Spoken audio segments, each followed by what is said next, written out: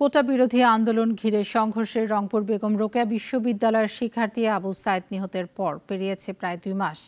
এখনো ঘোর কাটিয়ে উঠতে পারেনি পরিবার। ছেলে হারানোর শোকে পাথর প্রায় বাবা মা। ছেলের জন্য জাতীয় বীরের মর্যাদা ছাড়াও জড়িতদের দ্রুত শাস্তির আওতায় আনার দাবি তাদের। ফাহাদ হোসেন সাহসের রিপোর্ট, জানাচ্ছেন সিরাজুমনি শুভ। কোটা বিরোধী আন্দোলনের কথা মনে হলেই যাদের নাম সামনে আসে তাদের মধ্যে অন্যতম রংপুর বেগম রোকেয়া বিশ্ববিদ্যালয়ের শিক্ষার্থী আবু সাইদ। স্বপ্ন ছিল বৈষম্যহীন একটি নতুন বাংলাদেশের, তাই নেমেছিল আন্দোলনে। তবে জয়ের স্বাদ নিতে পারেনি আবু সাইদ।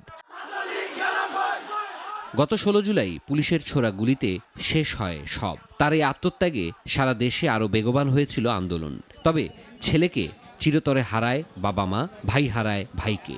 ওনার কিন্তু মেধায় চাকরি নেওয়া লাগতো না, সরকারের বিরুদ্ধে ওনার আন্দোলন করা লাগতো না।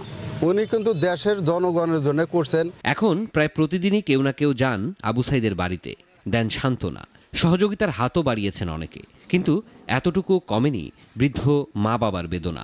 সন্তানের তো না আমার বেদনা হয়, আমার মনে ভালো লাগে না, একটু ভালো না লাগে কি করবো। স্বপ্ন ছিল লেখাপড়া করে শেষ পথে এখন সে চাকরি করবে, বাপ মায়ের সহানুভূতি করবে, সেবা করবে। বুকের ভেতর সন্তান হারানোর বেদনা নিয়েও আবু সাইদের বাবা মা আজ গর্বিত। সন্তানের এই আত্মত্যাগ যেন বিফলে না যায়, তাই চান বীরের মর্যাদা। ছেলে নাই, এই তো কোটা আন্দোলনের কারণে সে শহীদ হয়ে গেল। সবাই আশা করে আসলো ভাইয়েরা, বলে একটা আমাদের পাশে ভাই আমার পড়তে গেছে, ভাই আমার কিছু করবি। নির্মম এই হত্যাকাণ্ডের সাথে জড়িতদের সকলকে দ্রুত বিচারের আওতায় আনার দাবি স্বজন ও এলাকাবাসীর। সিরাজুমনি শুভ, নাগরিক।